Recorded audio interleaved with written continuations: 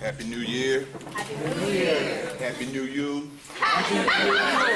Can't be a new year if it's going to be the same old you here. So you have a new year, you have to become a new you. So, without any further ado, because our time is a little bit short today, but always enough time to handle the business, isn't it? Doesn't take much time to handle business. So, who will start us off this year with a topic for discussion? Anything you rascals would like to discuss, you're most welcome.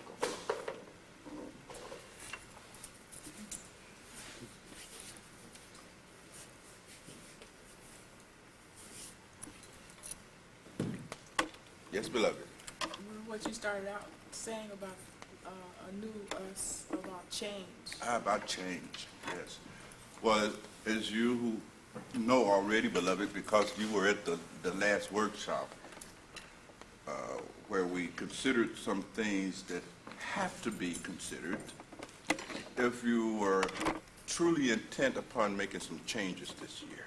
This is an interesting time of the year with the changeover and so forth and so on, because it's been a part of American culture to make resolutions and so forth and so on that usually is associated with outward changes, lose some weight, et cetera, et cetera, et cetera.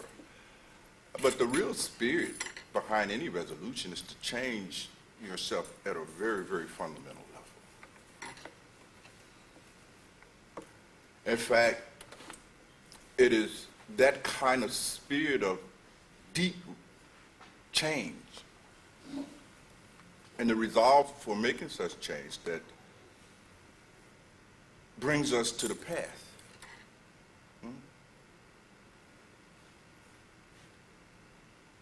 Or should bring us to the path. Let me correct myself. Because unfortunately, many of us who have heard about enlightenment and higher states of human being and so forth and so on, and become desirous of achieving those higher states of human being, we come to a path seeking it, but usually we're unwilling to change. I tell you, you want to be transformed, you want to be enlightened, but you don't want to change. Now that's going to be a problem. Because spiritual transformation, by definition, requires that you change. In fact, unless you are willing to make such radical change, then you usually do not derive any benefit from your association with a spiritual teacher or a spiritual path. I mentioned to you, beloved, at the workshop that in the time of the Buddha, those kind of seekers come into the path seeking enlightenment but unwilling to change were referred to as the Puttajanas. People who have heard Dhamma, heard spiritual teaching, but has refused to be changed in a fundamental way as a result of that hearing. And so you will find no matter what time, place, and culture spiritual teachers and spiritual adepts arise, you will always find those two categories of people coming, responding to the Dhamma. Those who want to change and those who do not want to change, you see.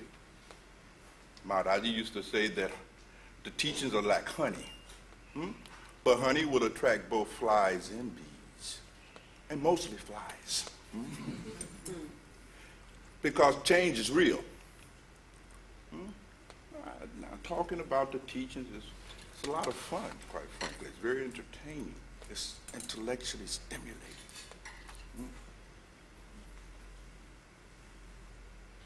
But applying those teachings to the point of radical transformation of yourself, well, that's a different story.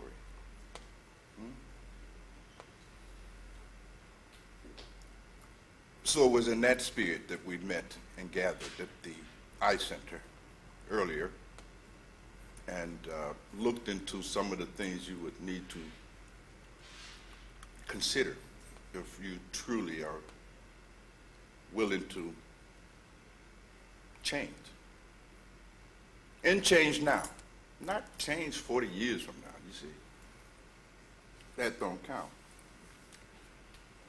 There must be a willingness to change right here, right now. And when that is not the case, then you remain puttana. Your involvement with the spiritual teacher and the spiritual path is always based on some future merit.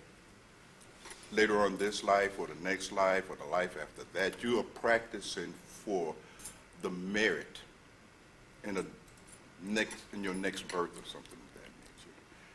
You're not practicing for the fruit of the Dhamma, the Suttapana fruit for right here, right now. You don't want to become enlightened right now. Later on will be fine with you. So you remain puttana. Mere hearers of the Dhamma, but not doers of the Dhamma. Because to become a doer of the Dhamma, you have to change. I said a lot more than about 4 hours worth. Both of it were all the same thing, just disguised. Something else to say about it? Yes, beloved. In changing our outer activities, we're not to expect any results from those activities, but when we change on the inside from our inner activities,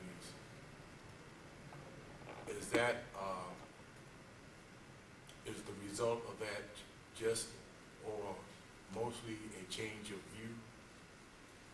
I'm not sure I quite follow you, beloved. Well, with this distinction between inner and outer change. Okay. Can you give me an example? Yeah, changing our outer activities like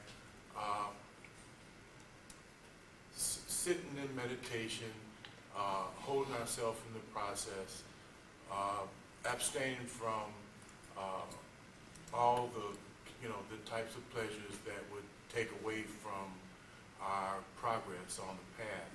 But I see those as outer activities. But what do you see as an inner activity? The ability to have a different view, and then react to the world in kind.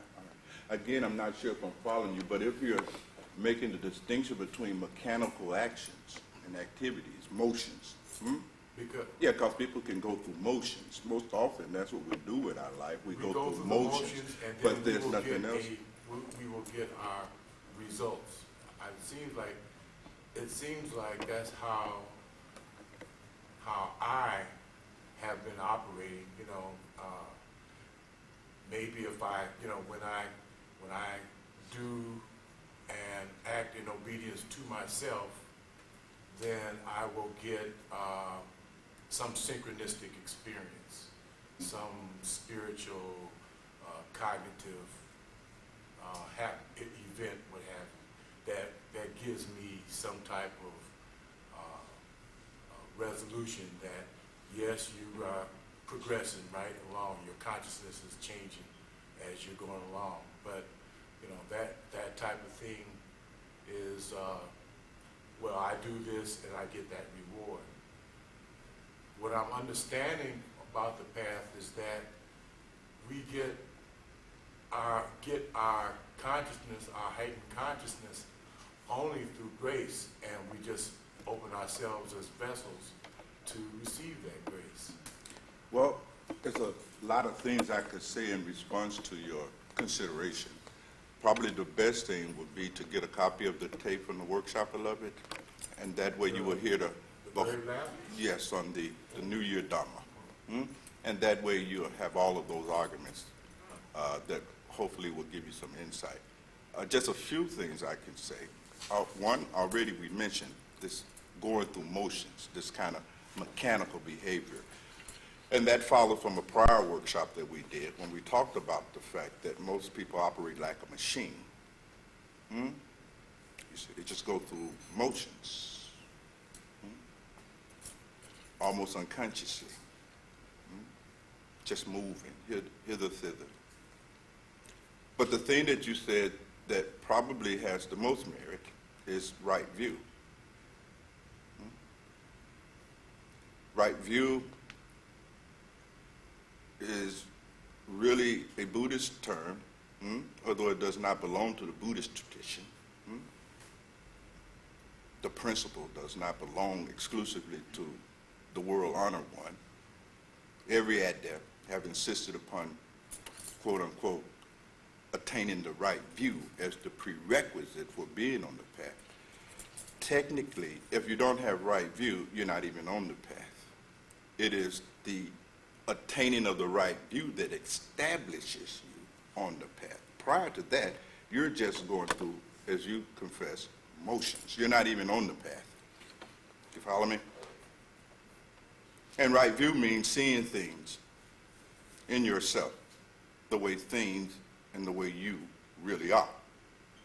This is the foundation of all spiritual transformation. Until and unless you see yourself and see things the way things and the way you really are, then you will not even generate the desire or energy to change. You follow me?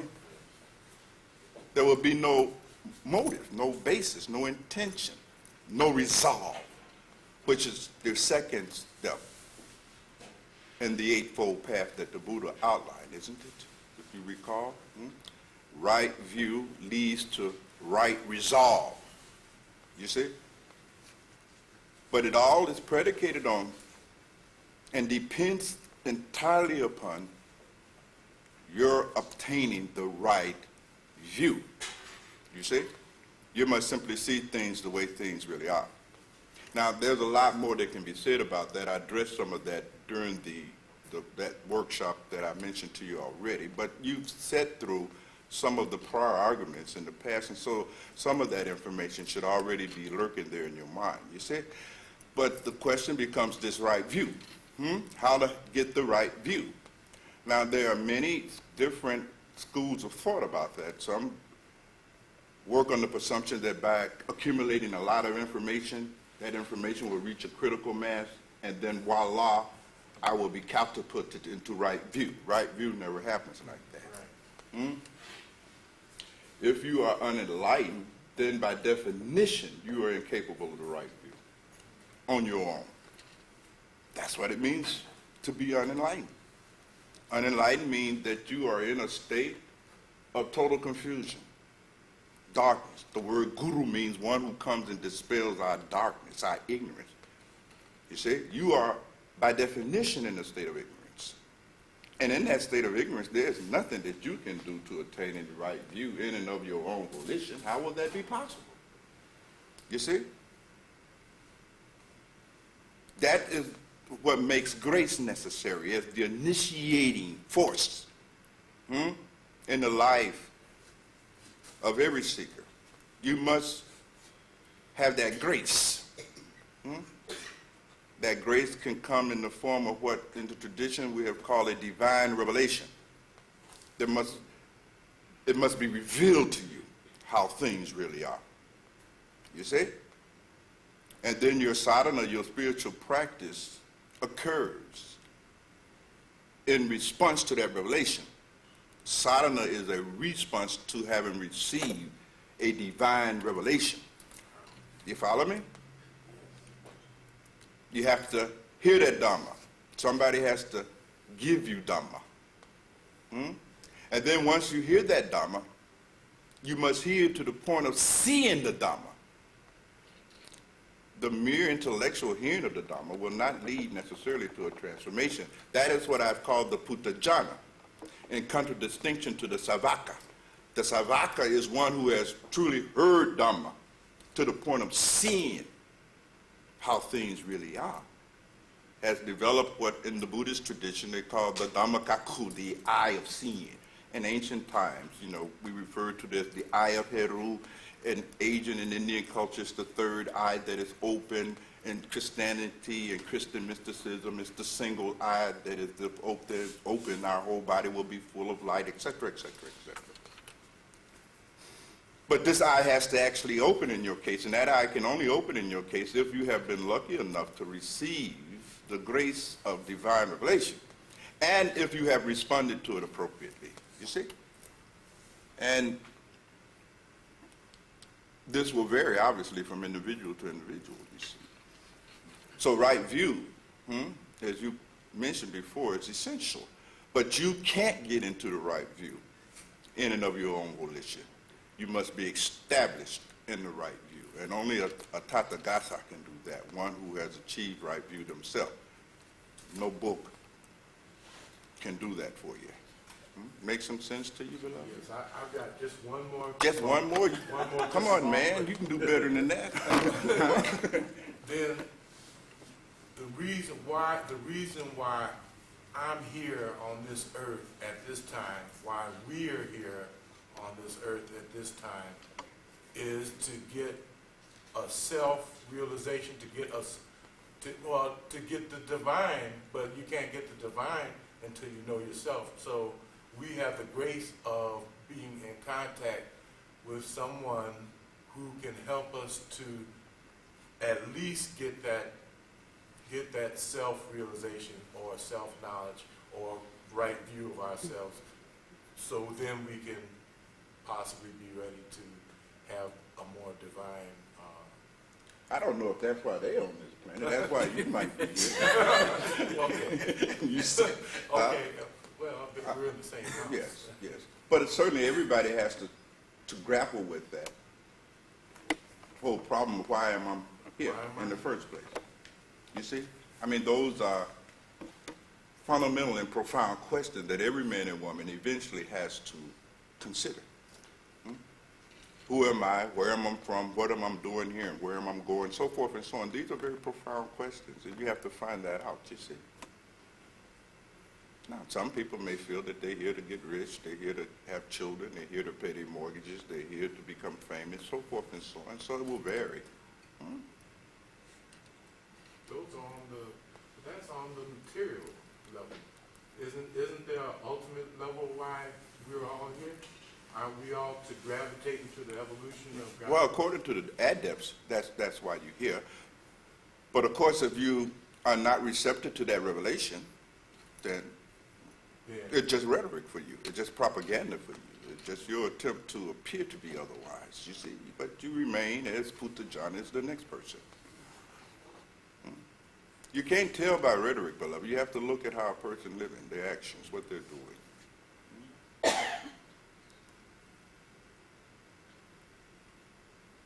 Now, you see, in the workshop, I offered you an exercise, you see, where you have this spiritual vision for your life, some of which you have articulated, haven't you? You have a spiritual ideal, you have a spiritual ambition, and so forth and so on. Is that so, beloved? Yes. Then part of right view, it will require that you look at your life, that you examine your life. You actually set your life in the palm of your hand, and you actually look at your life. You follow me? And see exactly to what degree your life is a reflection of that goal. To see where you are falling short of living up to and fulfilling your own spiritual ideal and ambition. And when you make such an investigation, then you see where you really are. Is that right? Yes. So that's what you do. Look at all that you've just said that should constitute the purpose of your life and living. That's what you believe, right? With all your heart. After giving it much thought, careful reflection, after considering all the other possibilities for your life and living, you have chosen to pursue self and God realization, so forth and so on. And that requires certain things of you, doesn't it? That has to look a certain way, doesn't it? And then you simply must examine your life, beloved, and see where you are falling short of your own spiritual goal. And then you must change on the basis of that seeing. Now, otherwise you cannot be taken seriously. Is that right? In fact, your name means one who has seen Dharma the way it really is. And I gave you that name as your goal, to remind you. Try to really become a Savaka. You don't become a Savaka by reading books and speculating with your intellect.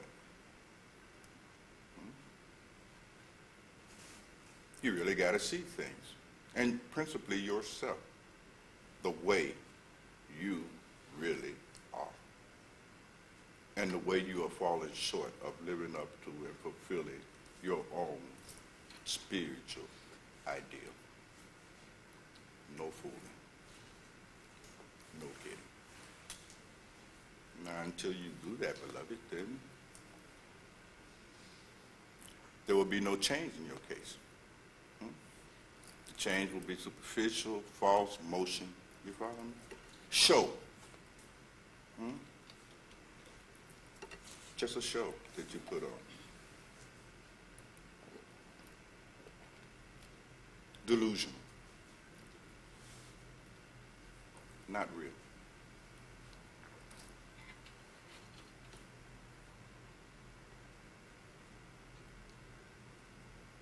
Something else to say about it? Yes, beloved. You know, these holidays bring out a certain emotional energy in which that I've been investigating. Couldn't help because it's upon me. But one of the things in which that I saw that I live in holy terror. Holy terror? Holy fear. Holy fear? What is holy fear? Holy fear is the realization that this thing called love. All right. Real love is when you, from your teachings, real love is the sensation of judgment, not to be judgmental at all. You can truly love. But I find out that I love out of fear. What is the fear Oh, that makes you love? when I dropped off my granddaughters in Madison, of course I didn't want them to leave. Mm-hmm. But it wasn't out of pure love. It was fear of something might happen to them. When I dropped off my mother, same kind of fear. Fear something may happen to them. And, I started reaching down inside of me, taking a look at all this stuff. And the question was, well, who do you really love? Out of love per se, Yes. without feeling fear or something might happen. And I said, God, you live in holy fear, holy terror. Because, again, everything which that I took a look at, was based out of some kind of fear. Fear of loss. Fear of loss. Of something. Or something's going Yeah, to happen. that you need. I'm certain. Yeah. And I guess that's why the attachment thing. My question to you is, based on, this holy fear thing, and plus society just bombards you with all this stuff at news and your job and all that. It's just fear, fear, fear, fear, fear, fear. And, we're supposed to be practicing staying in the moment. But I find out that, I'm reacting to all this stuff that's coming. And my question to you, although I'm struggling real hard to stay in the moment, is there any, I don't even know how to ask the question. Is there anything which that I can do to stop becoming a reactionary to all of this? You can become enlightened. That was a simple question. That's it. That's the solution to all your problems. I try. You see, beloved, what you've articulated is just one of a cluster of problems that is associated with being an ego. The ego condition, by definition, is characterized with fear. There's always a fear of the loss of something or someone or some situation or some circumstance or something that is going to result in your suffering. Naturally, you see something happen to those pretty little grandchildren, you will have an episode of suffering. Dukkha. Hmm? And so your presumption is that by protecting and so forth and so on, you can ultimately protect yourself from suffering. But eventually, you see, they're going to die. You see? Eventually, in spite of your best effort, you keep losing things that result in your suffering. This is dukkha. Hmm? Now, the master says that if you're going to deal with dukkha, then you're going to have to see some things the way things really are. First and foremost, you're going to have to truly see the causes of dukkha. This fear is a kind of suffering, isn't it? Sure. And you must look into all of that and see what the basis of it. And fundamentally, beloved, the basis of all fear is ignorance. Please make a note of that. There is ignorance. Where there's fear, there's ignorance. They are concomitant phenomena. You see? The ultimate antidote to all fear is understanding. And understanding only results when you see things the way things really are. You must make that investigation. So again, like with Savaka, I refer you to that workshop. I certainly touched upon some things that you will find useful in that because it's a terrifying condition, you see? It is the fundamental condition. The ego is suffering from all of this fear because the ego really don't know what is real and what is not real. Please make a note. This is the most fundamental problem that we all have as ego. You really don't know what is and what is not real. Say it again. For those in the peanut gallery. Yeah. Yes. And we have to deal with that. And this fundamental ignorance, this fundamental inability to distinguish that which is real from that which is not real, you see, takes all other kinds of forms in our life and business. It comes out in so many different kinds of expressions, don't it? But it's fundamentally that. It's fundamentally that. And so the path, you see, beloved, is about overcoming this fundamental ignorance. And this ignorance is there because you have not looked. You have not examined. You see, that's why Maharaji and all saints have said, with no exception, that part of your spiritual practice must be this examination of yourself. On a daily basis, not just once in a blue moon when we give a workshop or something like that. But that's part of sadhana. That's practice. And you must examine yourself every day.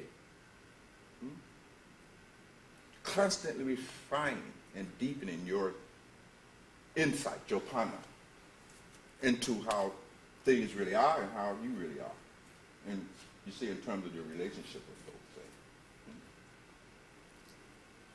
So you protect them. There's that fear. I got to protect them because I don't want something bad to happen to them, i.e. I don't want to lose them. I don't want them to die, etc., etc. But the reality, they're going to die sooner or later. Or either you're going to die. You follow me? But whatever has been compounded will come apart. That's Dhammo Sanitana. You see my point?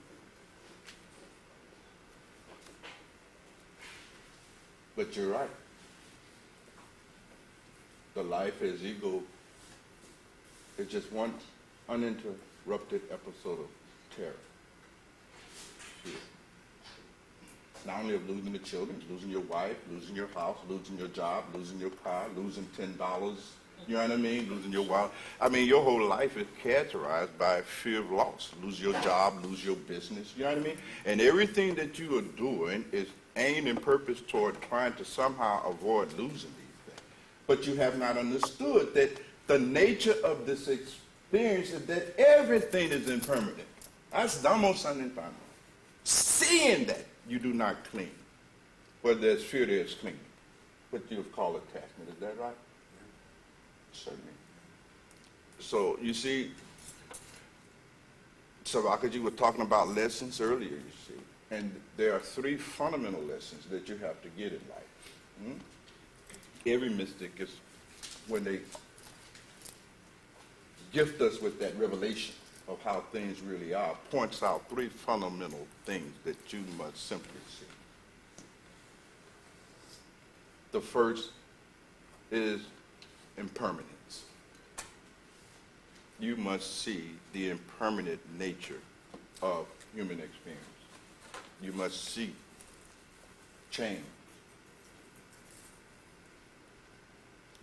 And the cessation of things is how things really are. Nothing is permanent. Everything is changing. Whatever arising will cease to arise. Whatever you got, you will lose.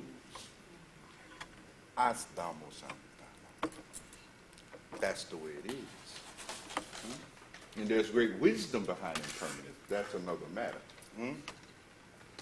It is part of the mechanism by which we can even have an existence in the first place. After all, if things did not come and go, there could be no growth. There could be no movement. You see? You couldn't even have had those grandchildren if Brian did not change into a man to give them to you. You see? So change is part of the very structure of experience. But be that as it may, you simply must see impermanence. Now, if you really see impermanence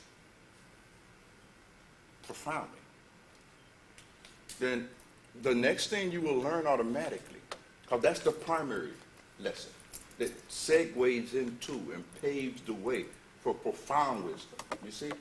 But you can't have the others unless you get that one first.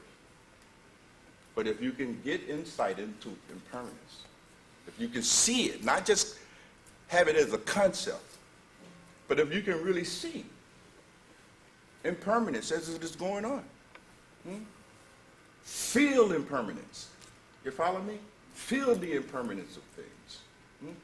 Feel how things are moving towards cessation.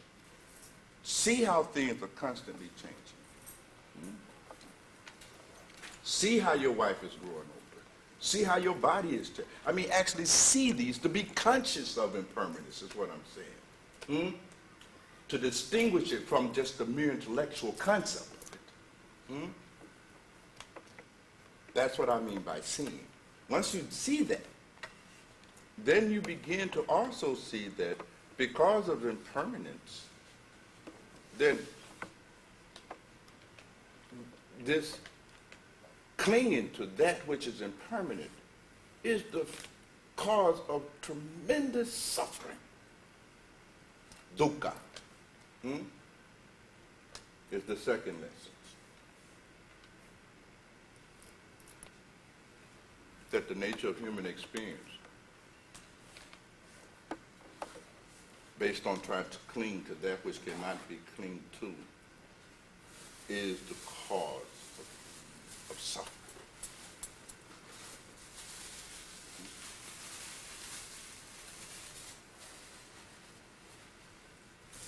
As you look deeper, beloved, not only do you come to the revelation that all of this is suffering, because fundamentally that's really all you're doing, aren't you? You're suffering, and then you reacting to that suffering, trying to make yourself feel better, right? Is that about it? And this is how you spend your entire life, isn't it? Reacting to suffering, trying to do something, to make yourself feel better. That feeling better is what? Temporary, right? Then you find yourself back where? Right. And so when you look and pause and reflect over your life, all your life has been is one unending struggle with your suffering. Never able to bring it to an end. It is a life full of stress, tension, fear, anxiety, restlessness. You see? It is suffering.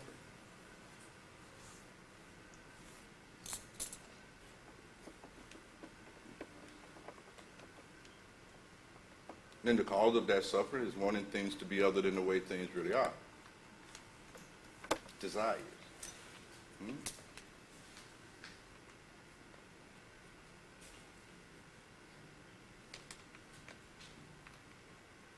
And once you have that revelation, that my suffering is the outcome of my desires. My wanting things to be other than the way things really are, i.e. impermanent. You don't want them to be impermanent. You see?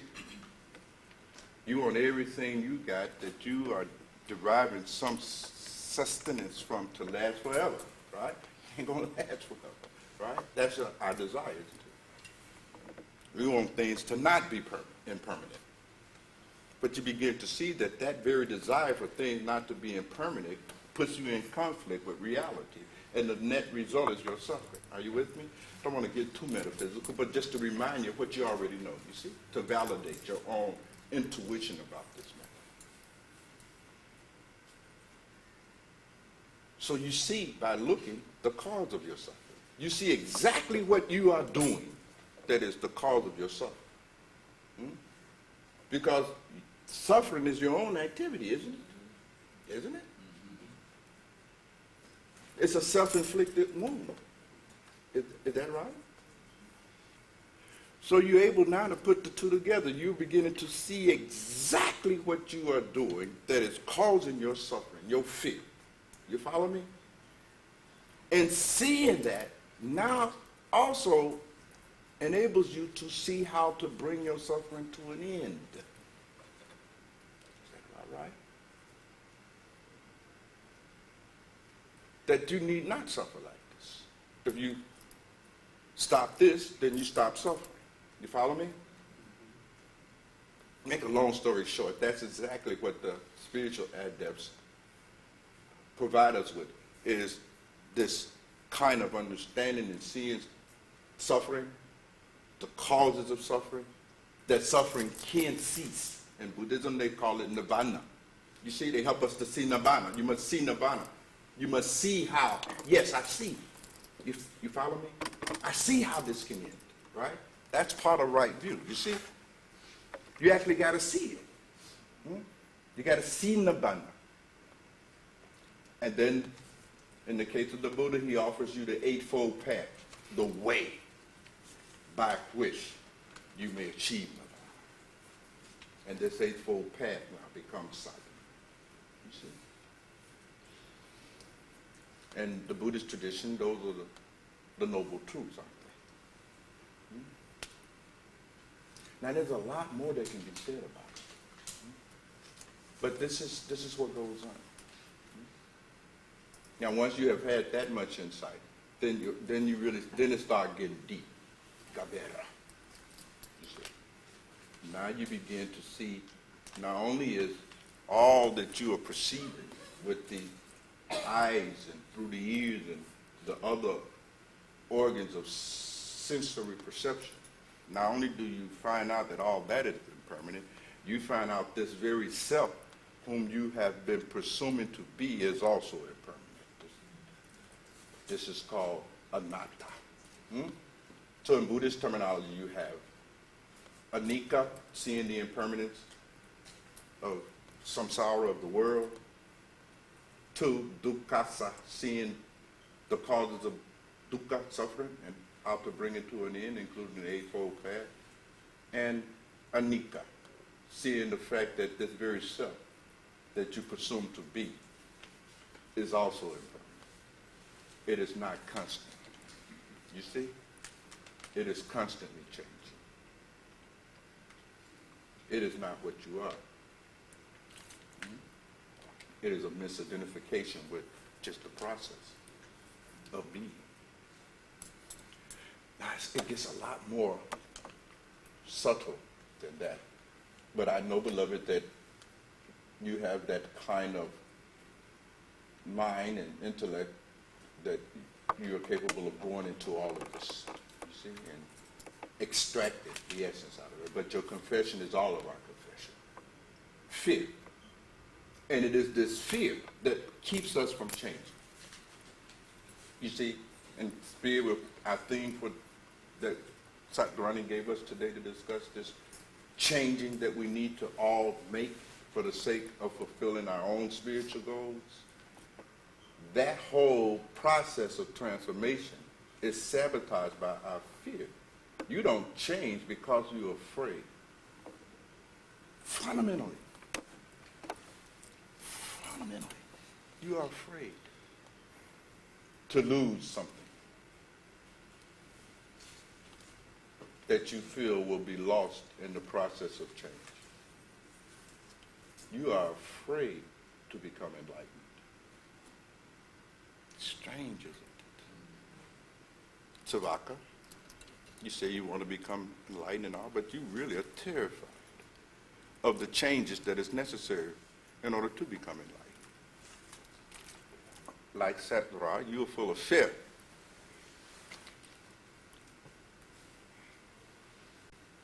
In fact, you are in such a state of panic that you don't even know what you're afraid of. That's tragic. Just pure, moving, throbbing, pulsating fear. You don't even know what you're afraid of. Holy terror. Yes. So one of the things you got to do, you got to examine your life, your spiritual life, and see what is it that you really are afraid of changing. See your fears. See them.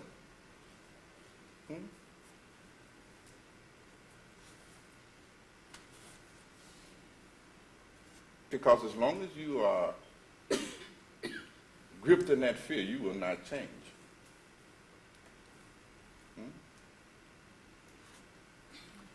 You cannot change.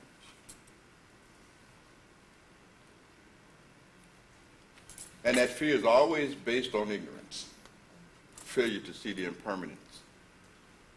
You see? You're terrified you're going to lose something. It may not even be a thing. It could be a situation, your comfort. Fear of loss of comfort. At the level of the body, you see? Emotional, psychological, whatever it is. But it's fear.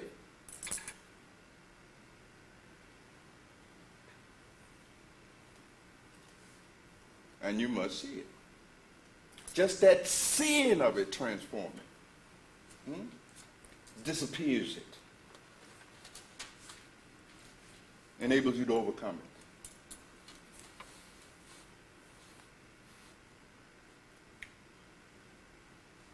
When you really see things the way things really are, all grasping cease. All clinging cease automatically. There's no effort involved. You follow me? I mean, it's just straightforward.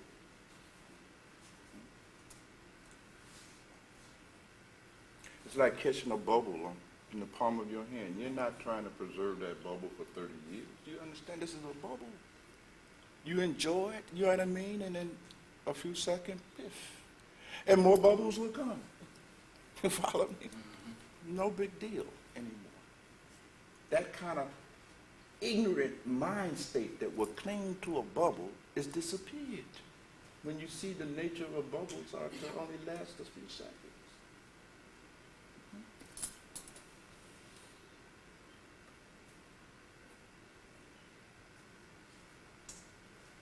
You will cease your avoidance of reality. Ultimately, you see what your fear does, beloved, is that it causes you to avoid relating to reality.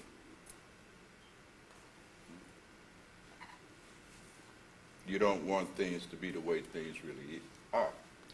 You want dogs to stop barking. You see my point? Wives to stop nagging. Husband to stop lying. See, these things are never going to change. That's the way it is.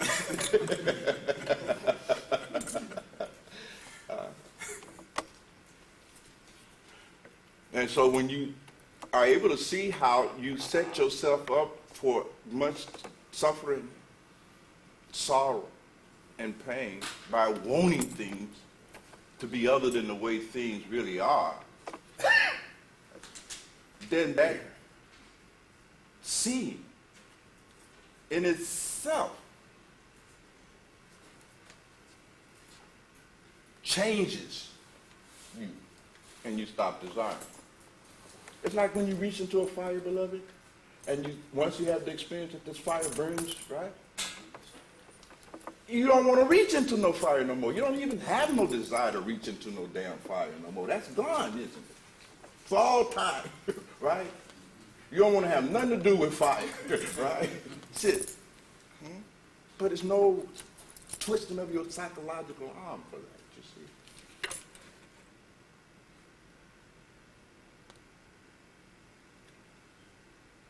So that's why the mystics, you see, beloved, have said that all wisdom is the result of dealing with things the way things really are.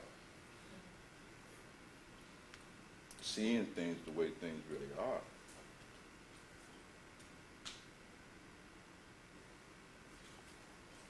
And then responding appropriately. You stop hurting yourself. And don't you hurt yourself? Sure you do.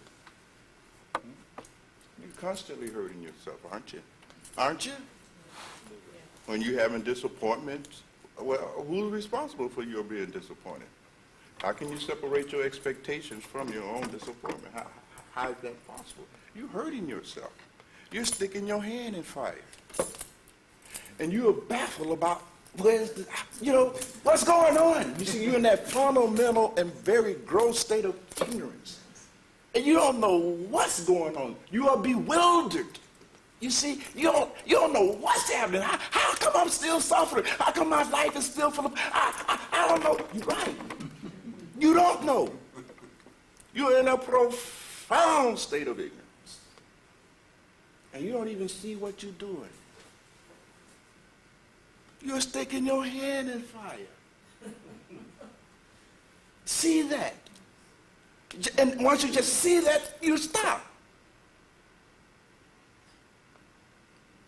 This desiring things to be other than the way things really are is equivalent to sticking your hand in fire and expecting not to be burnt. This is madness.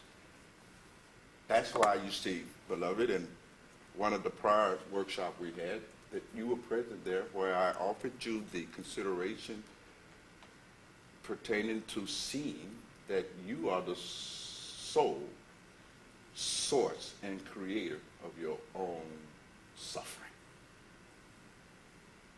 And therefore you are the sole source of being responsible for it. You are not a victim.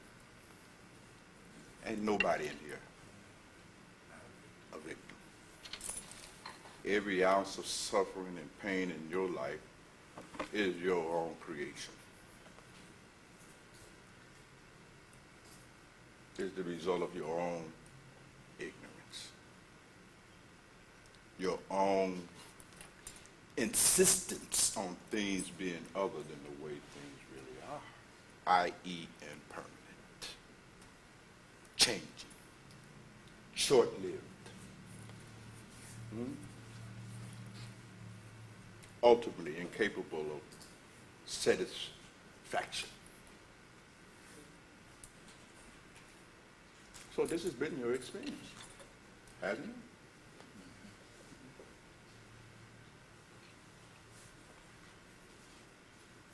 And until, beloved, such radical seeing occurs in your case, then the fear will be there, and all of the suffering and ignorance that is associated with it.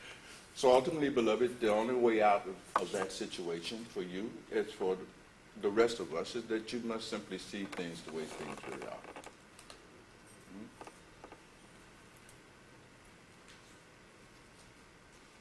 Starting with yourself. Your fear says something about you, doesn't it? It's a reflection of your own degree of spiritual development, isn't it? You see, that is what distinguishes the Puthajjana from the Savaka. The Puthajjana hear Dharma and they're still full of fear. The Savaka hear Dharma and go forth No more fear. That's how you distinguish people who have heard Dharma from people who have heard no Dharma. Hearing the Dharma to the point of seeing, fear disappeared instantly on the spot, and you go forth into that fearless realm of the Dharma. You enter into Nibbana. And it don't take 40 years. But deal with your fear.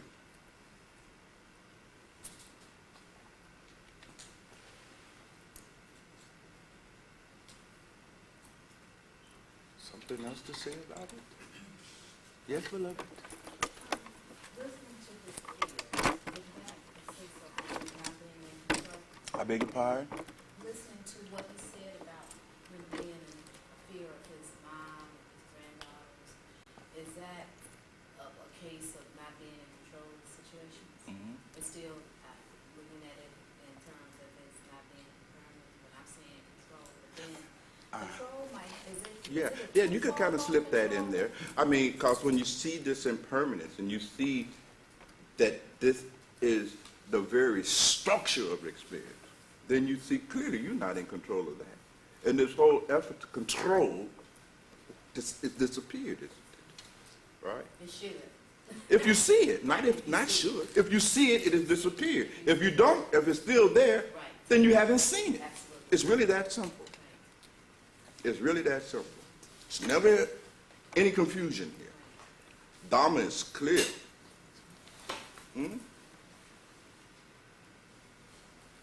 That's why you must always refer back to your own experience, you see, to see whether you have got it or not. If you heard Dharma and you still trying to control everything, then you put the jhana. You'll put the jhana radasi, or you'll put the jhana savaka, or you'll put the jhana satsangi, or you'll put the jhana Christian, or you'll put the jhana Muslim. Doesn't make any difference what spiritual tradition you held from. You are cut from the cloth of the Putta Jhana. People who have been given Dhamma and did not hear to the point of seeing the Dhamma. They have no right view. They don't see things the way things really are. But you're right, beloved, where there's fear, naturally you're going to try to control that which you are fearful of, right? You're fearful of something, right, happening. As Sathara said to your children, so you're going to try to control that, to keep that perceived bad thing from happening. You're going to have a lot of anxiety, right, as you go along with that, you know. Even when you get too far gone in that, you develop a kind of pathology, which, you know, is that right? You're a therapist, right? Panic attacks start occurring in your case. You know what I mean? See? Because what you think, the bad thing you think that what's going to happen is about to happen any second now. And you panic. You see?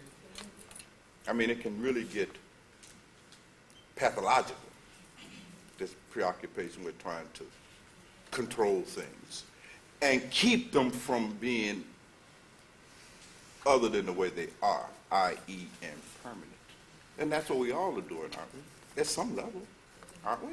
I mean, it's not just Sat Ra. Sat Ra is spoken for all of us.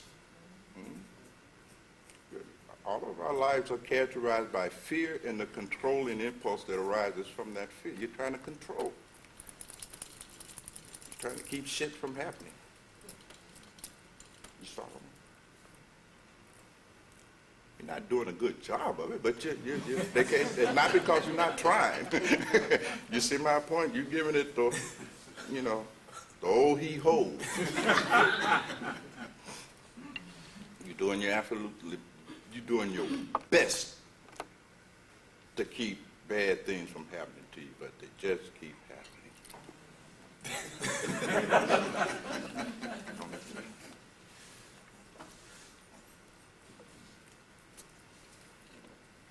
You keep losing stuff, people, circumstances, situations.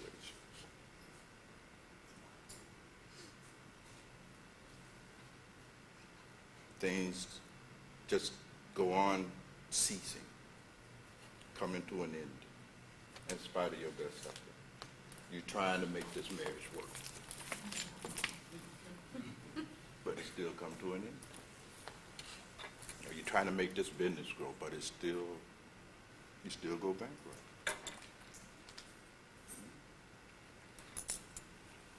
So forth and so on. Whatever you're desiring to accomplish, you are failing. And you're failing over and over and over.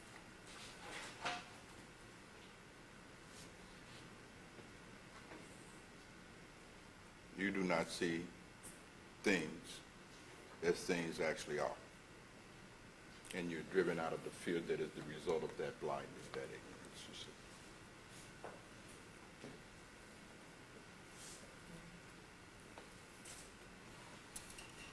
And so hopefully you have a little better insight then into the role of your fear and keeping you from fulfilling your own spiritual ideals, right?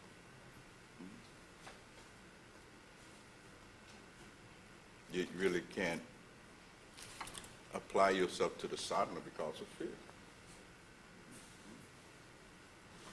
I might miss something vital, you see. I might miss an hour's sleep. I might miss this television show. You know what I mean? All kinds of things you're fearful of. I mean, what a punk you become when you are caught up in holy terror, right? You're a punk. You just scared of all kinds of stuff. You know what I mean? You're scared. You're a punk. The least little thing frightens you. You know what I mean? Just scared all the time. You know. You can't become a savaka if you're scared.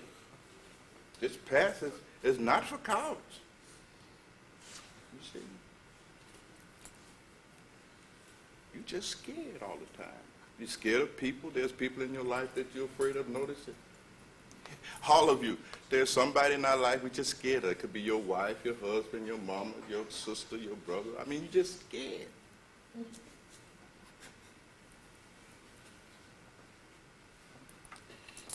And you stuck.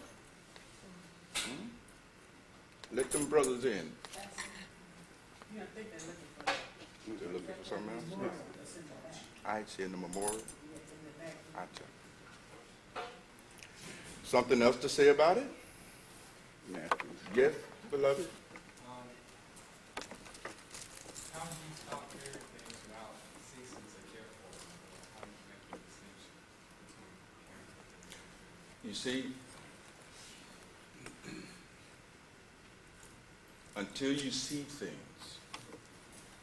the way things really are, until you are establishing the right view, then there is no way out.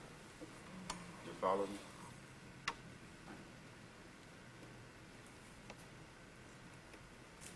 That is what makes receiving divine revelation such a necessary part of the process of self and God realization. This has always been so. You must simply find some guru and receive that revelation from that guru that dispels that ignorance. That's how it always has been. And just because we're living in these modern times where people are no longer convinced of the necessity of a guru, that does not make having a guru unnecessary by any means. You see, it still is so, right? It is built into the process. You can't come out of it in and of your own volition. You must have that grace. You must have that anugraha, that shaktipat, you see, in the form of being given that dharma, given the teachings and the means that enable you to bring your fear to an ending. You see, the understanding and so forth and so on. You must become established in that right view. That's why in traditional time, the guru was so highly prized and valued. You see, that wasn't by accident. You follow me? in ancient cultures, even today, it is understood, you know, that you must find the holy man, the holy woman, to be healed of your malady. And great honor was shown toward these holy men and holy women because the service that they render was inestimable in value. But you see, boy, in our culture, you see, we think that there's a kind of do-it-yourself kit that we can get our hands on and go home and sit at the kitchen table and put together our own concoction and practice and engage in it and generate enlightenment on our own, you see.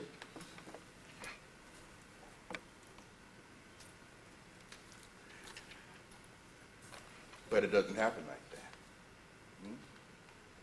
When you realize that, oh my God, I'm suffering from this crippling fear. And where there's fear, there's doubt. You know what I mean? I mean, there's a lot of things that we can tease out of it. You see? Couldn't we? Where there's fear, there's going to be this impulse to control, but there's also going to be doubt, anxiety, restlessness, a whole bunch of things. When you see your condition, right, you're going to seek some help. Right? Your condition has gone beyond the point where you can do some first aid, some spiritual first aid. No, your condition is far worse than that, brother. You see? You got to get to an emergency room. Your condition requires a trauma unit. Huh? Otherwise, you're going to perish.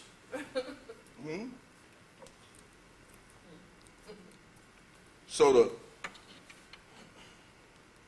first you have to find the guru, boy. And then even when you find the guru, that's not good enough. Then you're going to have to follow the instructions. Like finding a doctor, you see, he give you the medicine, you got to take it. Yes, it's bitter, you don't like it, it's inconvenient. Shit, I got to take all these pills in the morning time. Yeah, you better take them if you don't want to drop dead of a heart attack. You got to take the pills. Because your condition requires that you take 4 or 5 of them. You see? Whether you like it, don't like it, you can complain all you want. Oh, these pills cost so much money, they break. You better get the pills. You follow me? And you will get the pills if you value your life. Is that about right? Sure you do. You're going to come up with that money. You might have to eat some dog food that month. You're going to get that nitroglycerin pill. You're getting that blood pressure medicine. Because you know what that means if you don't get that, right? And you can handle being hungry, but you can't handle dropping dead. Wise choice.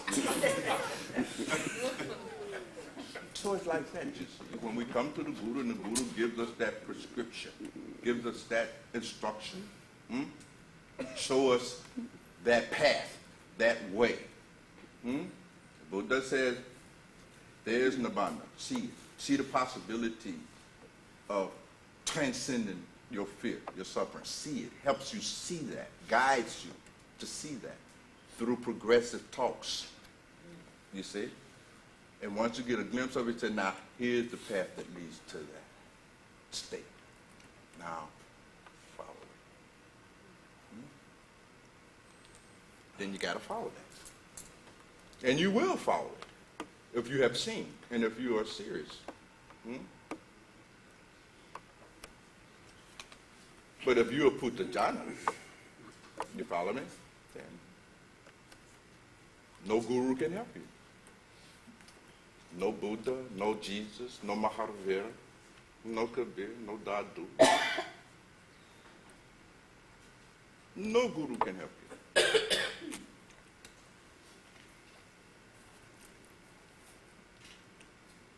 You don't even feel you need a guru. You a guru yourself. I'm my own guru. That's your fundamental position, isn't it? But you see what guruing yourself has led to, haven't you? You haven't been doing such a good job of guruing yourself. Have you? The dukkha is still there, isn't it? Absolutely. Suffering is still there, isn't it? You still bewildered. You still don't know what is real, what is not real. You see, it is a terrible ordeal.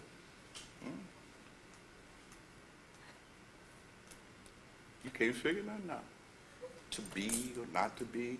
Do she love me? Do she not love me? Is this the right job? Is this not the right job? Should I buy this stock or should I buy that stock? Should I get this car? I mean, you don't know.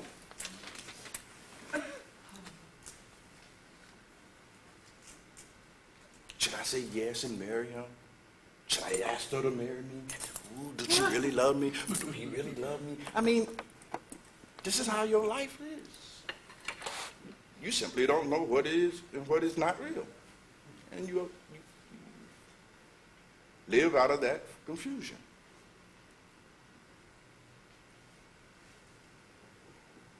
And that confusion is made even worse by your own efforts to guru yourself. So simply finding a guru then is not enough. It's not enough.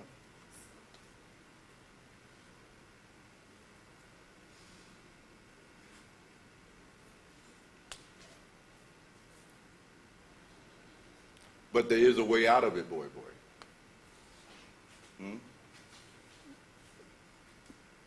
Definitely.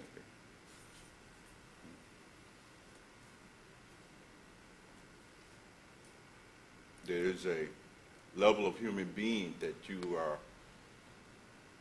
by definition, capable of achieving and attaining, where there is no more fear at all. Just a profound understanding and the calmness that arises with it. You have that potential simply by virtue of your being human. Because the Sufi poet says that, "Oh, because all are rich." But like the money in a handkerchief tied in a knot, you know how Big Mom used to tie that loose change in that handkerchief in a knot so you don't lose? Because it says that how to untie the knot you do not know, therefore you remain a pauper. We all are knotted up. You don't know how to untie that knot that contains your treasure. But you have that treasure. You see? Buddha doesn't have anything that you don't have at all. Jesus doesn't have anything that you don't have. Whatever Muhammad was capable of, you are also capable of. But you will have to do what they did. And in the case of the Prophet, peace be upon him, what he had to do, you all are Muslims in here, or some of you been Muslim, you know you had to submit. You must conform your will to the will of God. You must bow down and drop this arrogance, this presumption that you know anything about spiritual transformation. Bow down. Fana is the word the prophet used. Disappear. Disappear.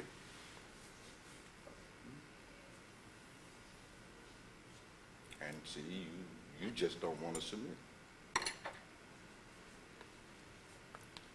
Puffed up in your own arrogance that you actually know something about the process of spiritual transformation. His Holiness Jesus the Christ said you must give up every thought for yourself. You must even stop thinking about yourself. That's why you have so much fear, because you're always thinking about you. Is that about right? Yeah. Go into it. Look at it. If you do this thing and you begin to enter into this investigation, into the nature of your fear, and see the causes of it, well, it's there because you are always thinking only about Sat Ra. Even when you're thinking about others, you are thinking about yourself indirectly, aren't you? Is that so, beloved? Because you are the archetype for all of us, aren't you? Anuraj is no different. Is he? Huh? He's a brother. You got the same DNA, right? I'm talking DNA here, folks.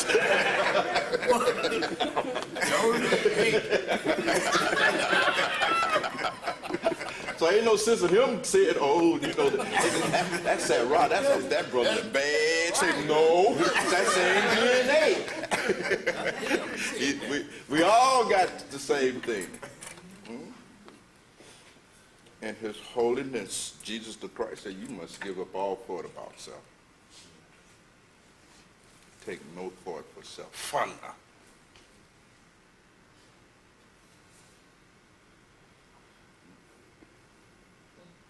If you're not thinking about yourself, how can you have fear? Can you? Are you patronizing me back there, Because I know you like me and go along with a lot, but I don't want you to do that in front of company. You know what I mean? I mean, is that really so? It is so. And then you have Bhakti Maji words that it was so. But you can't have any of that stuff unless you are preoccupied and focused on yourself. Is that right?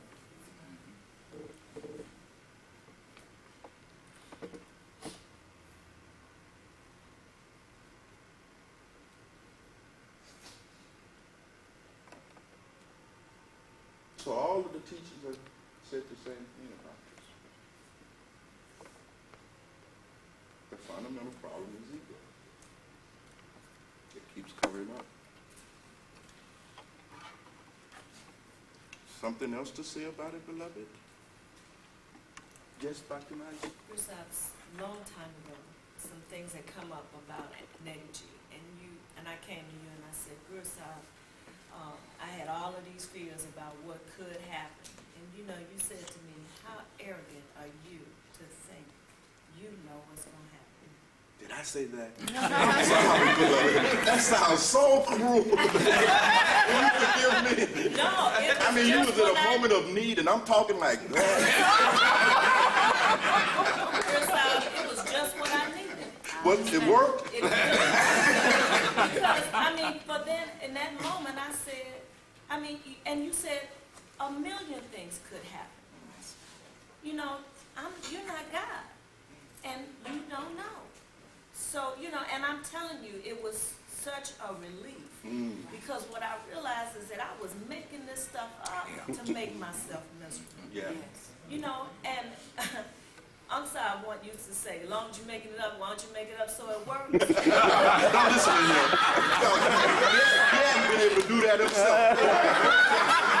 He's been trying that for 50 years. Hasn't worked. And it don't work. Don't work. But the thing is, don't make it up. The thing is, just what is what's happening right Yeah. now. Yeah.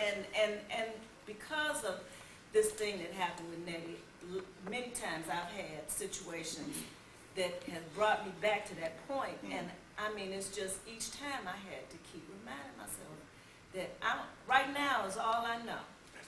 That's all I know. And right now I'm okay. And right now it's okay. In fact, what you begin to realize as you go deep into it, it has always been okay.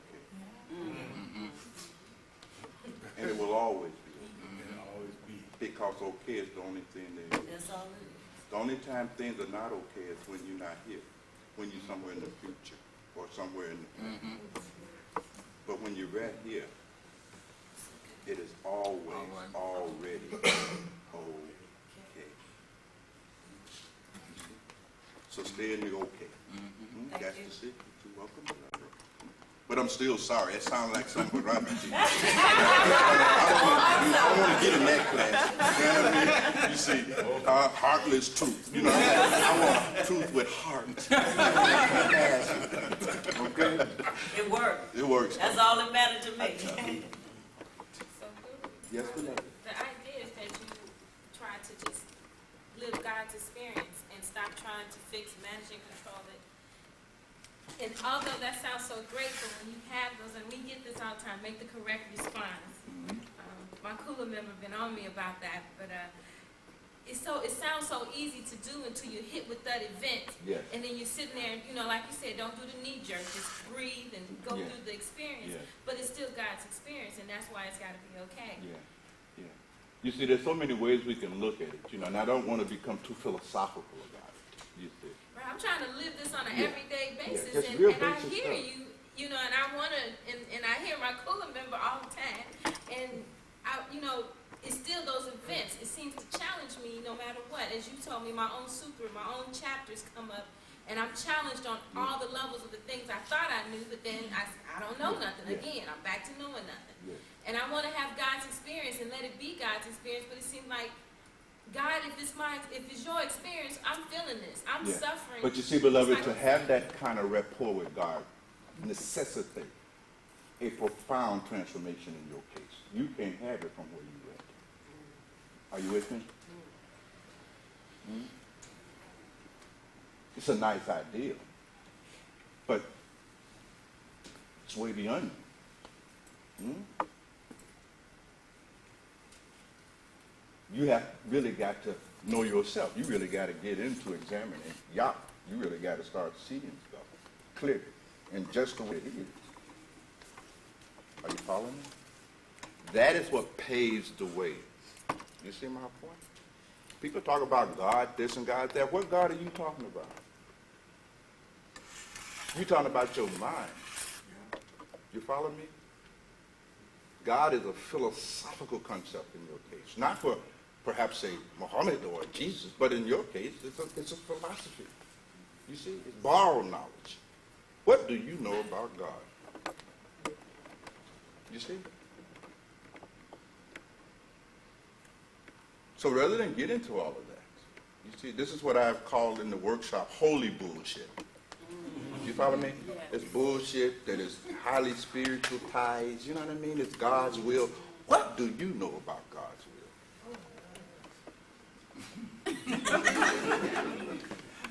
You see? In fact, Buddha didn't even discuss God's will. That's why they have oftentimes considered Buddhism to be a godless religion. It's not godless. It's just Buddha saw the wisdom of why even waste our time with that stuff. You know what I mean? Let's deal with this dukkha. Because that's where you at. You follow me? Then we can deal with God later on. You see? That'll take care of itself, but we deal with this dukkha. So when things are coming up in your life, you see, you have a spiritual ideal of what you want your life to be. Is that right, beloved? Don't you have a spiritual vision for yourself? Is that right? And you have come to the path because you want to fulfill that spiritual goal. Is that right? Are you sure you're nodding your head? You're going to stay in that, I'm going to keep you in that slow cooler until you But I mean, it is so, right? I know from my own conversation with her, I know that she has this thing, you know, and she has a very beautiful vision, incidentally. One that is full of great compassion for all sentient beings. I know that, especially black sentient beings. You know, she's don't start with black sentient beings, but it's still there. So now you see, beloved, what you have to deal with, rather than a lot of metaphysical stuff that is way over there somewhere, you got to deal with and look at how you are falling short of living up to that. That's what you got to deal with. If you can't even be true to your own highest spiritual ideal, how are you going to be true to God? You see? You have to look at history and see what God has put on real devotees. It is not a party. You see? When you achieve that status of being a devotee of God, that's not a life of luxury. You understand? Read Teresa, you see, and find out. Read the lives of these gurus, these saints. You see? That's persecution. That is profound suffering. You follow me? You've already shown you can't suffer the tiniest inconvenience for the sake of even fulfilling your own spiritual ideal, let alone serving God. Get real here. You follow me? That's suffering.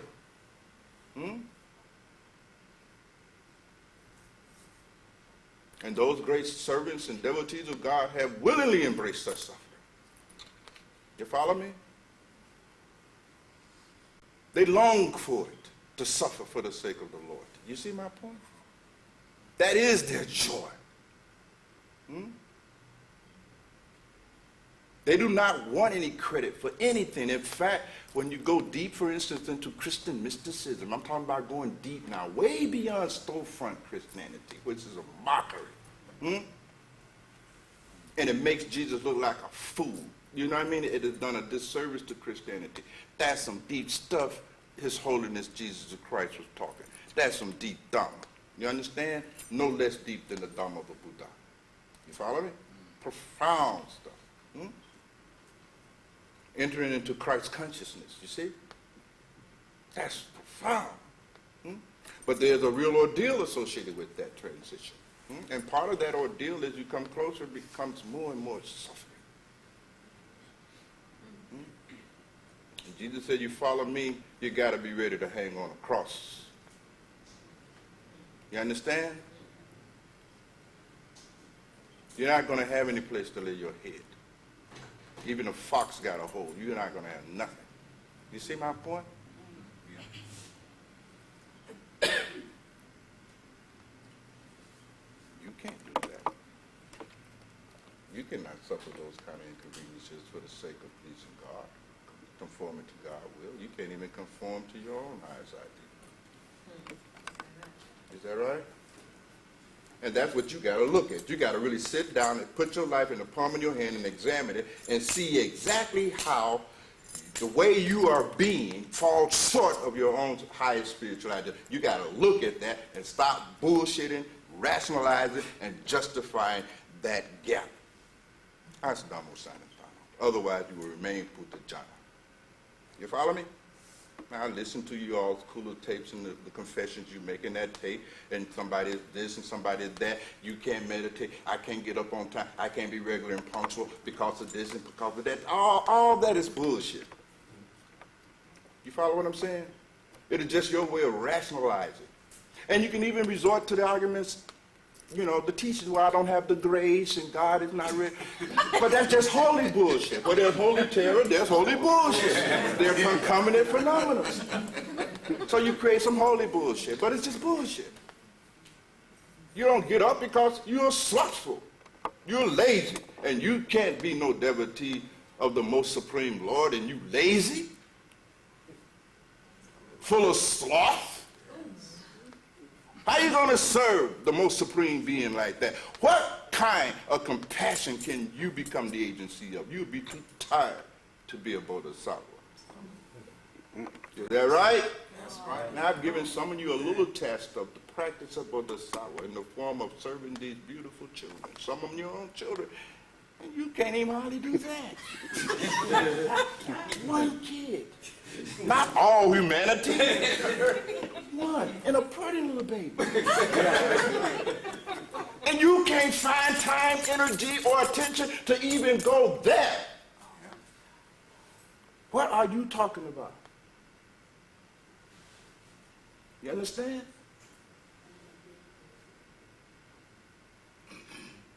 See yourself the way you really are. And on the basis of that seeing, be moved to become transformed so that one day we really can become devotees of the Lord. You got to be willing. Bilal told you all the story of the devotee versus Moses, the great theologian. You remember that story? Yeah. Right? Devotee is one by to hack off a pound of their own flesh.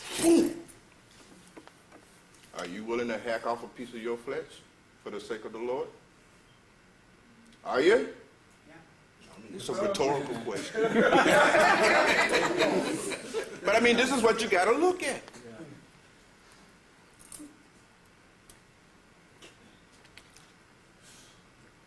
Even if we say yes, Guru Dasa, we just said.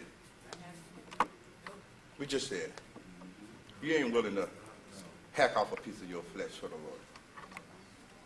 You're not a Mansur. You're not a Patu. You're not a Prophet Muhammad, peace be upon him. You're not even close. You'll want to be, Yeah. but that's a putajana. The putajana is the person that wants to be enlightened, but you're not going to do anything seriously about it. You want to become enlightened with no inconvenience.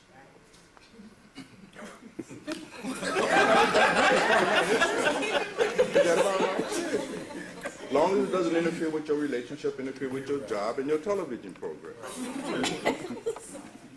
Now, I've offered a few of you, I said, okay, practice Sangha. Right? Because you need satsang, right? You can't do it. In fact, you resent me even suggesting it. You don't say it, but I know you. You resent it. I already talked to people. I don't need to be called. Well, I can't do this here. I can't do this. I'm this. But look, you find so much time for other stuff.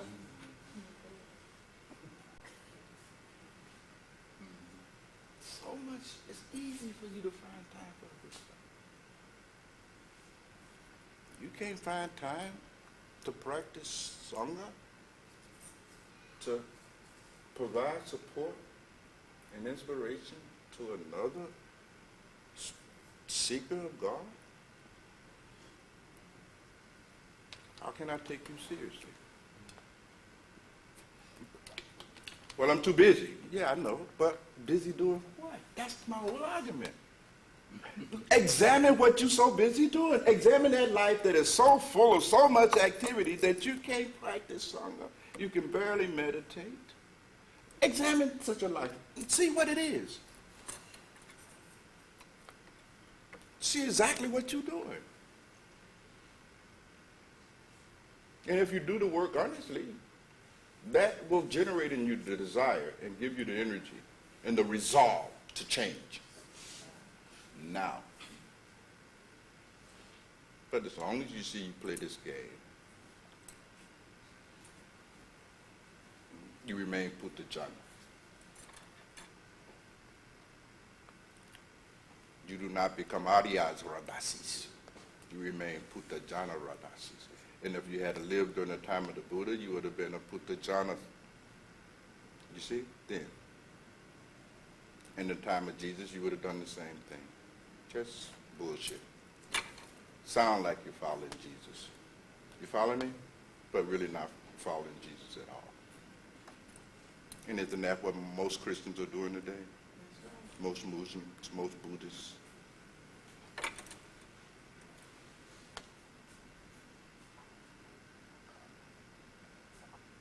So you see, Sister Yah, we all have to do what I've just suggested that you do. We all have to do that. And it's not easy. Otherwise, you can get caught up in this romantic stuff here. You know what I mean? Fill it with so much romantic stuff and mythology and, this and, all that. I'm going to become enlightened and you're gleeful about it. All of this stuff, you see. It's the sign of a person who is living an unexamined life. And Maharaji says, an unexamined life is not worth living by definition. It's wrong to even call that a life. His Holiness Jesus Christ said, these kind of people living this unexamined life, these people are technically dead. Say it again. They are dead. There's no difference between them and a dead person. Is that about right? Right. And he said that you who wish to attain this Christ consciousness that I am him demonstrating, you come follow me and let the dead do what? Bury the dead. Bury the dead. And so that message always remains the same. If you want to become an Arya Radasi, okay, this is the way. If you don't, all right, simple. You remain a putajana, a deadhead, one who has heard Dhamma and have not understood 1 ounce of Dhamma at all. It's that simple. Yes, but we'll give the last word to the Borgia before she cries. Go ahead. Because she can hardly contain herself these days for some reason. When you say to examine yourself, put yourself in a conscious, right, your life, are you talking moment to moment, past, or I'm still Yeah. confused about Well, that. get the You tape, get the tape, and the workshop will explain that. But you want to see exactly what you are right now. Because what you are right now includes all of the past. The past is not something that is existing outside of the now. In fact, your experience of the past is always in the now. When you experience the past, you don't go back nowhere. You're right here. It is always right here. The same is the case with the future. All of that is right here. Go into the moment right now. See yourself exactly the way you are now. The way you are being. And the relationship that the way you are being has with your own shortfalls and failures to live up to your own highest spiritual ideal and vision for your life. Now, you can't get up and do your meditation regularly, punctually, something of that nature. You see? You think it's the absence of grace or, you know what I mean, or something. It's not. It's based on something that you're actually doing right now. You see? There's a cause for that. You are being a certain way. And that's something that you have to look and find out about yourself. You're being lazy. You follow me? It may be that you're just full of sloth. And there's a list of the possible hindrances that could be responsible for that.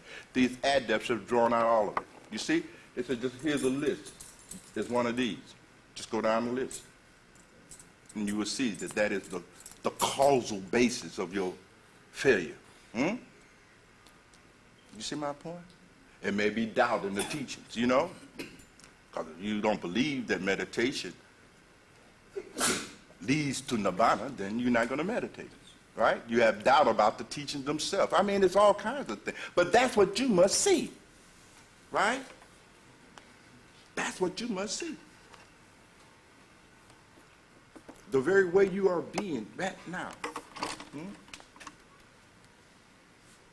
Examine that. See to what extent you are still a victim of anger, of lust, of greed, of attachment, of doubt, of worry, of anxiety, of restlessness, of sloth, so forth and so on. That's what you must examine. See to what extent you are still identified with your feelings as they arise. You follow me? That whole business about what in Buddhism they call the skandhas. You see? See if you're still identified with all of that. And because of your identification with the body, the feelings arising in the body, your conditioning, that identification is the foundation and the basis of your shortfall. You follow me? See. And go on seeing until you see clearly. And once that has occurred in your case, once that Dhammakaku has opened, once that eye of Heru has opened, once Teresa Till has opened, that eye has become single, then you will be full of the light of knowledge. You see? And that seeing now will automatically generate the desire and the resolve to go forth and change for the sake of achieving your spiritual goal. You follow me? That's the process. Yes, good at sir? You said that you were going to mention something about the Sangha Seva. That Sangha Seva? Yeah, you said telephone.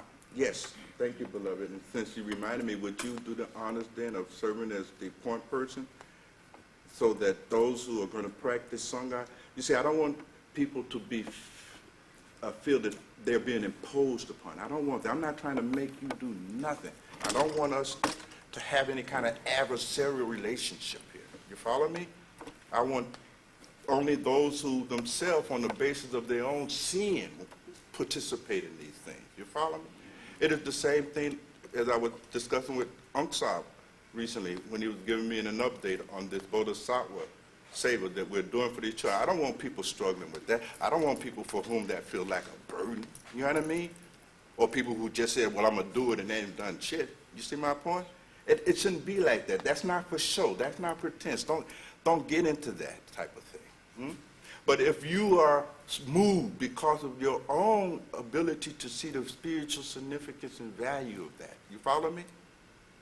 Then, on that basis, participate. So it is the same, Guru Dasa, with this practice of Sangha, because if you're going to be a Sangha, you got to practice Sangha. You got to practice being refuge from one another. You just can't talk that. Otherwise, just become a group of people. We meet once a month or so, right? And have a little food, hug, and kiss each other, and then that's it. That's what they do in churches and mosques and temples.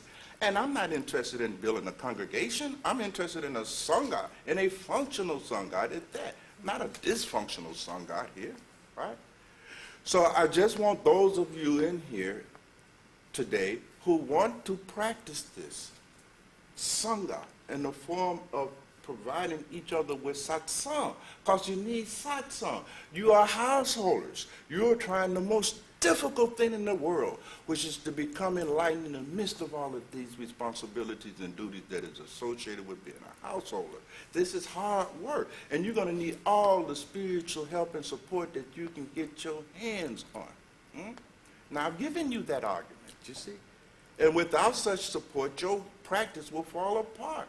That is what happened to some of you already. Your practice is falling apart because you ain't got no satsang. You ain't got no sangha. The world has just swept you up, done swept you up so bad, you see, that you can't meditate, you can't do any of that. They are taking your sadhana and your opportunity to fulfill your goal from you. So the practice of sangha is purposed toward giving you an advantage, you see, an opportunity. And that's the spirit. It ain't one-upmanship. It ain't about, well, I'm going to do it if somebody else is going to do it. Then you have not even understood a word I've said. This ain't about, you see, quid pro quo. It's about, do you want to make yourself available for the sake of providing refuge for another fellow Radhasi to inspire and support them? That's all. And you don't have to do it. Don't even do it if all you're doing it is to try to impress me. It's not about that. And just don't jump into it because you jumped into everything. You follow me? Some of you just jump on everything and don't follow through on nothing. Don't do that either. You see? But by the same token, some of you who haven't jumped on anything, you need to jump on something and stop being so parasitical. You're a parasite in the house. You see?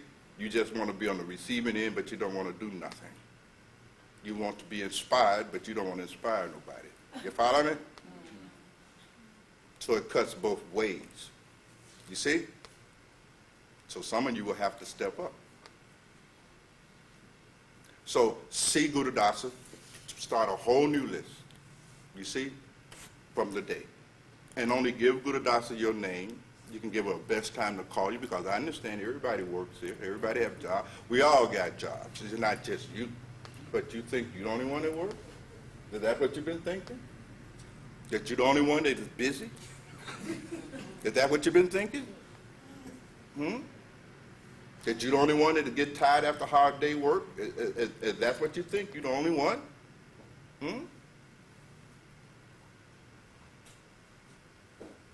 We all are busy.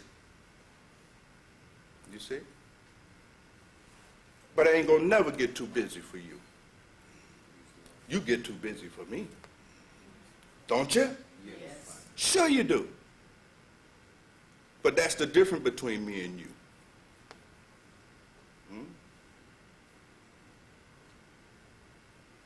And I need men and women who are serious like me.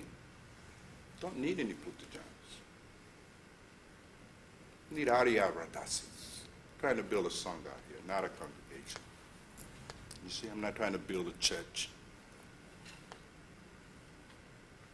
So give your name to Guru Dasa at the end of the satsang today or during lunch, and then you'll make sure I get that list. And then that will be a list that is distributed just to those who are on the list. And then you all practice sangha. It's like the Wednesday night extra meditation, right? You don't have to show. I mean, that's just for people who want to do some extra meditation, right? Who feel that they need to do some extra meditation, you know, work on their practice and so forth, right? I don't want you grumbling, oh, I gotta go to Wednesday. Why are you grumbling? I mean, you're grumbling. You know?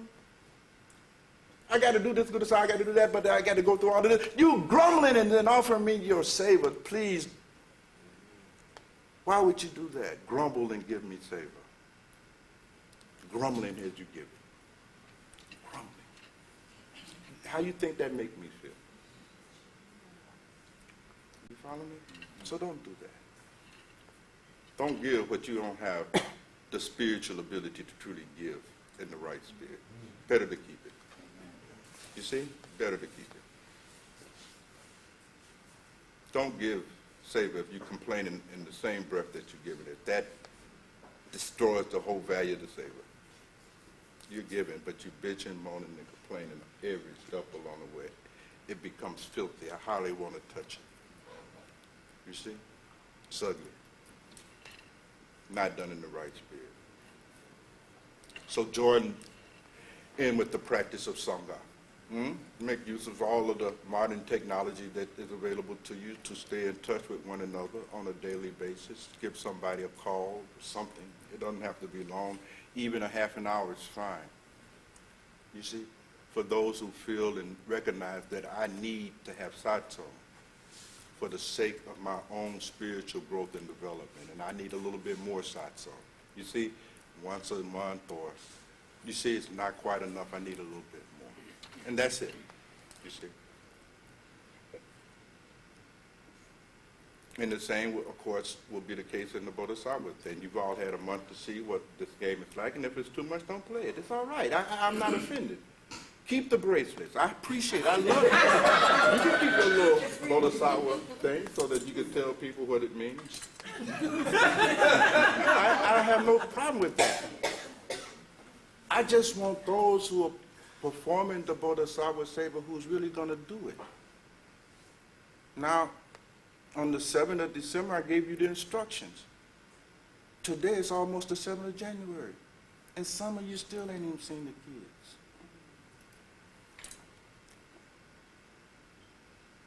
I mean, that's something. Some of you didn't even want to be involved in seeing the kids, which is even worse. And yet you tell me I care about humanity. What is that? But I don't want to serve one human being.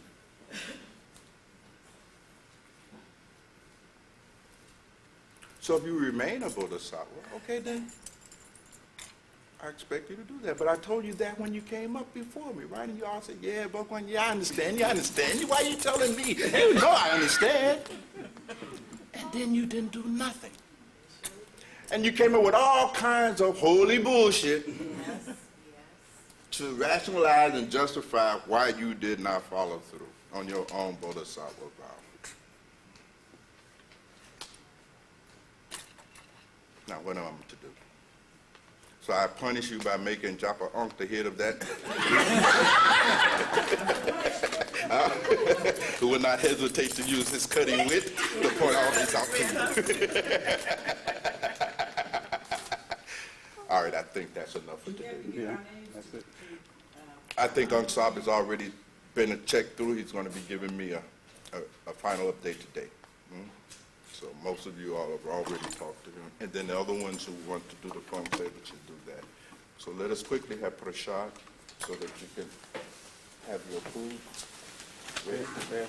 Oh, I think in the interest of saving time today, when you have your food ready before we bless it, then I will distribute prasad from the table and you all can just line up for that. Would that be all right? And that'll save us a little time, so we'll break a little bit from our tradition for a moment. All right.